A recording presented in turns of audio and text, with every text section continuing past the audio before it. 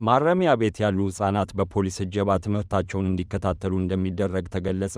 በሸገር ከተማ አስተዳደር ስር በሚገኙ ማረሚያ ቤቶች ውስጥ ከ3000 በላይ ታራሚዎች የሚገኙ ሲሆን ከልጆቻቸው ጋር የሚኖሩና እዛው የሚወልዱ ወላጆች መኖራቸውን የከተማ አስተዳደሩ የማረሚያ ቤቶች ጥበቃና ደህንነት ክፍል ኃላፊ ኢንስፔክተር በላይ ፈይሳ ለአሃዱ ሬዲዮ ተናግረዋል።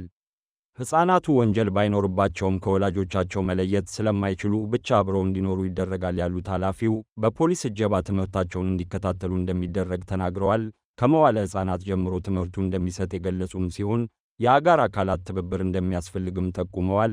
ልጆች ብቻም ሳይሆን አዋቂዎችም ራሳቸው መደበኛ ትምህርት እንዲማሩ ሸማ ሥራ፣ ልብስ ስፌት፣ የእርሻ ሥራ የመሳሰሉትን በመስራት ራሳቸው በእውቀትና ክህሎት እንዲያሳድጉ እንደሚደረግ ተናግረዋል።